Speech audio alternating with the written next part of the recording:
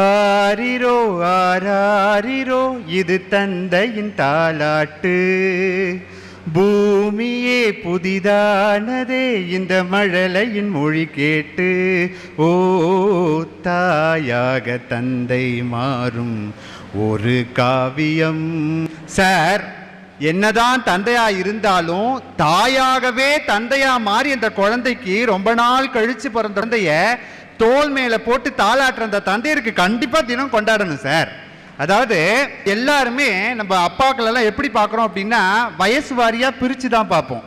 பிறந்தத்திலிருந்து வெனவு தெரிகிற வரைக்கும் அவரை என்னென்னலாம் பண்ணுவோம்னா அவர் மேலே ஏறி விளையாடுவோம், தொப்பையில் ஏறி குதிப்போம். அந்த மாதிரி ஒரு சுச்சுவேஷனில் விளையாடிட்டு இருப்போம். அப்பா நான் கதவுக்கு பின்னாடி ஒளிஞ்சுக்கிறேன், என்னை கண்டுபிடியும்பான். தன்னுடைய வயசை மறந்து ட்ரை சைக்கிள் அவர் உட்கார வச்சுக்கிட்டு தள்ளிட்டே ஓடுறாரு இல்லையா? இதெல்லாம் செய்யும் பொழுது அந்த பையன் அந்த அப்பாவை எப்படி பார்க்கறான் அப்படின்னா ஒரு காமெடியனா பார்க்கறான்.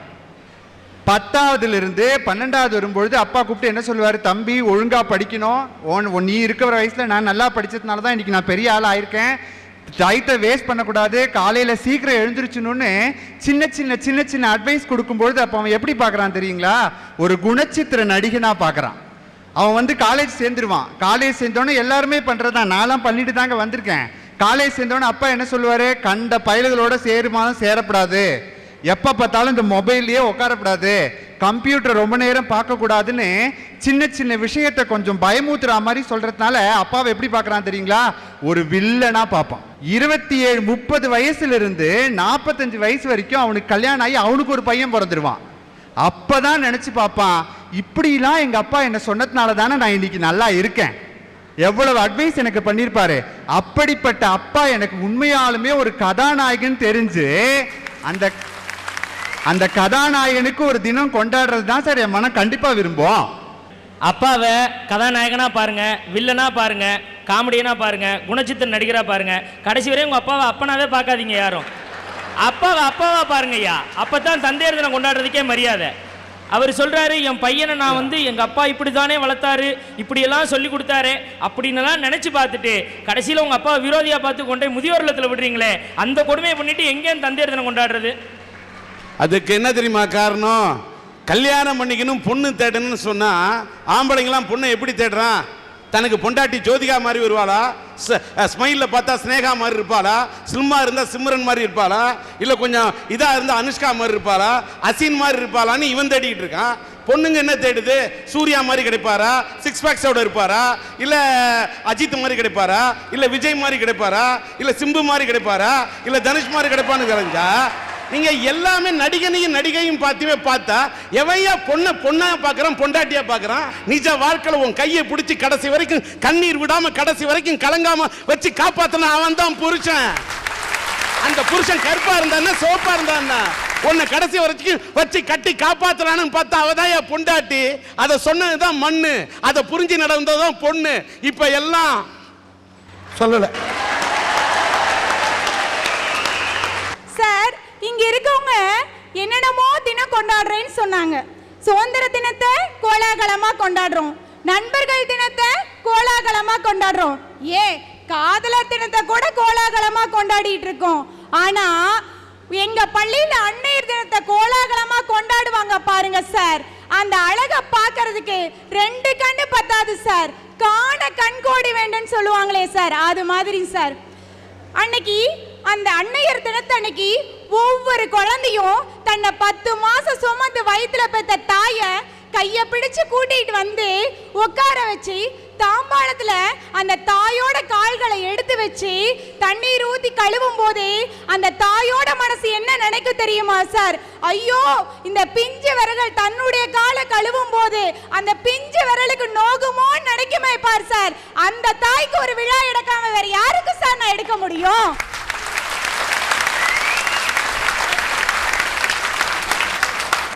அப்படி அந்த பாத பூஜையை பண்ணிட்டு அந்த பிஞ்சு முகம் அந்த தாயோட முகத்தை பார்த்து சொல்லாம சொல்லும் பார் சார், நான் பட்ட கடனை எப்பமா தீங்க போறேன்னு சொல்லி பாருங்க சார்.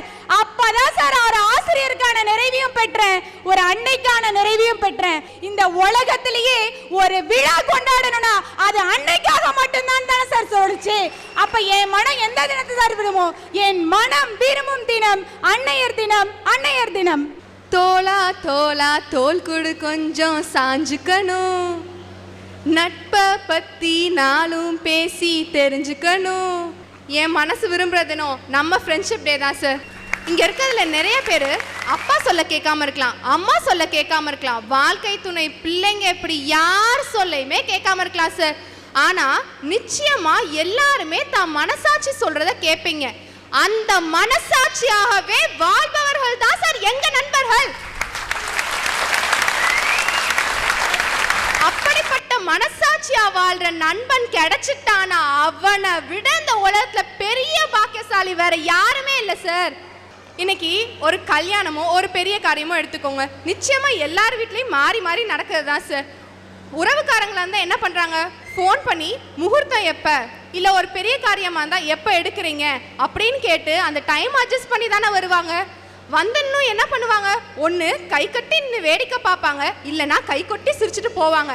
ஆனா எங்க நண்பர்கள் மட்டும்தான் சார் கல்யாணமா இருந்தா பத்திரிக்கை கொடுக்கறதுல இருந்து வாழை மரம் கட்டுறதுல இருந்து பந்தி பரிமாறல இருந்து ஒவ்வொன்றையும் பார்த்து பார்த்து பார்த்து பார்த்து செய்யறது எங்க நட்பு மட்டும்தான் சார். அதனால ஃப்ரெண்ட்ஷிப் டே தான் சிறந்தது அப்படின்னு சொல்றேன் சார். சார், அப்பாவோட பாசத்தை அழகா ஒரு கவிதையில சொல்லுவாங்க. உன் இதயத்தை கேட்டுப்பார், ஒவ்வொரு துடிப்புக்கும் ஒரு ஒரு அர்த்தம் சொல்லும். ஆனால் உன் தந்தையின் இதயத்தை கேட்டுப்பார், நான் துடித்துக் கொண்டிருப்பதே என் பிள்ளைகளுக்காக தான் சொல்லும். பொதுவா ஒவ்வொரு குடும்பத்தின் தந்தையுமே ஒரு உழைப்பாளி தாங்க.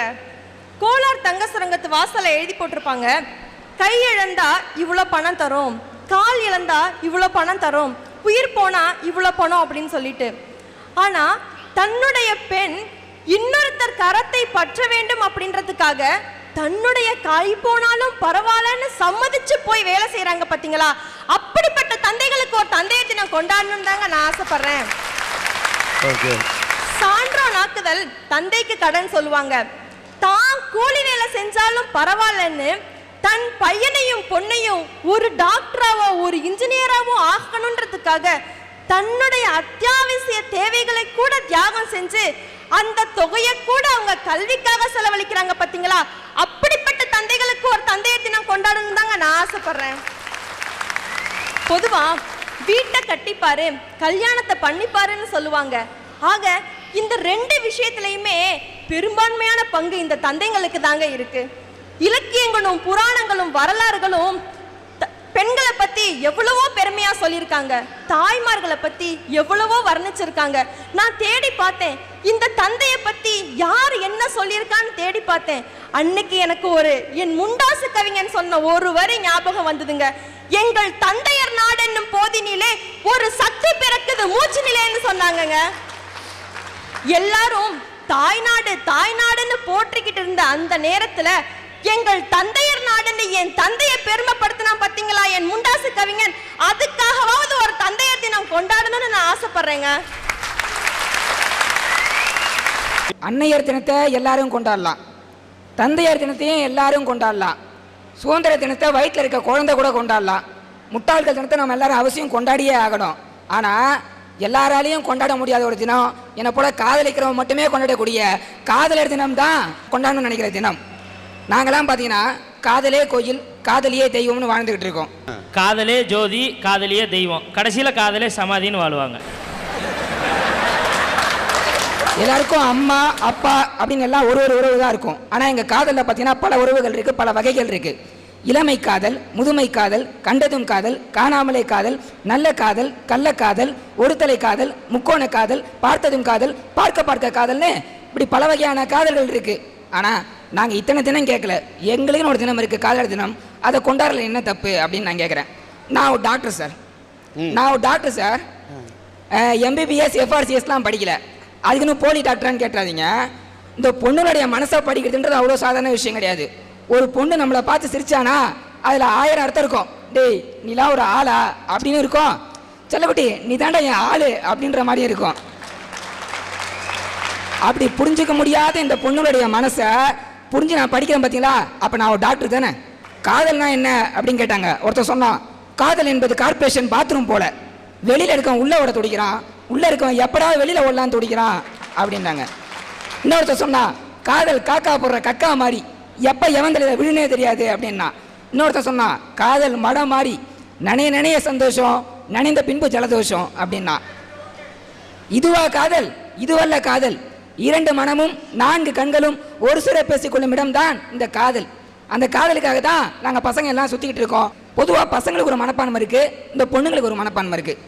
எல்லா ஃபிகரையும் பார்க்கணும் அப்படின்னு நினைக்கிறது பசங்களுடைய மென்டாலிட்டி. ஆனால் எல்லா பசங்களும் தன்னை மட்டும்தான் பார்க்கணும் அப்படின்னு நினைக்கிறது இந்த பொண்ணுங்களுடைய மென்டாலிட்டி.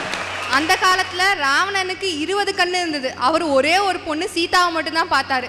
ஆனா இன்னைக்கு நம்ம பசங்களுக்கு 2 கண்ணு தான் இருக்கு. ஒரு செகண்டுக்கு 20 பொண்ணை பாக்குறாங்கயா.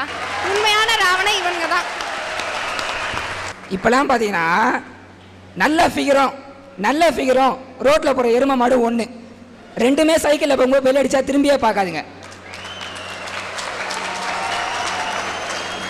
இவனுங்களாம் ஒரு பெரிய மனப்பான்மை இருக்குது. 2 வீலரில் போகிற பையனைத்தான் நாங்கள் லவ் பண்ணுவோம் அப்படின்னு. பெட்ரோல் விலை 4 நாள் ஏறிக்கிட்டு இருக்கு, தாறு மரம் ஏறிக்கிட்டு இருக்கு. எங்கே போகிறது? சைக்கிளில் போகிற பசங்களையும் பாருங்கள். காதலுடைய தேசிய வாகனமே கேரியர் இல்லாத இந்த சைக்கிள் தான். ஆனால் அது ஒரு பொண்ணுங்களுக்கும் புரிய மாட்டேங்குது. பொதுவாகவே பார்த்தீங்கன்னா பொண்ணுங்க மனசுலாம் என்னன்னு பார்த்தீங்கன்னா தோசை மாதிரி, ஒரு பக்கம் வெள்ளை இன்னொரு பக்கம் கருப்பு.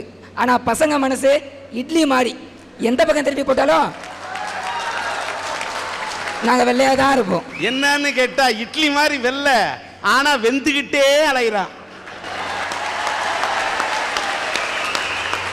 இப்படி புரிஞ்சுக்க முடியாத இந்த பொண்ணுங்களுக்காக மனசை புரிஞ்சுக்கிட்டு அவளுக்கு பிடிச்சதெல்லாம் வாங்கி கொடுத்து ஒரு பொண்ணுக்காக இப்படி சுத்துறமே, எங்களுக்கு ஒரு தினம் கொண்டாடினா என்ன தப்பு? என் மனசு விரும்புறதுனா இந்த காதல் தினம் தான், அதுதான் நம்ம எல்லாரும் கொண்டாடணும்.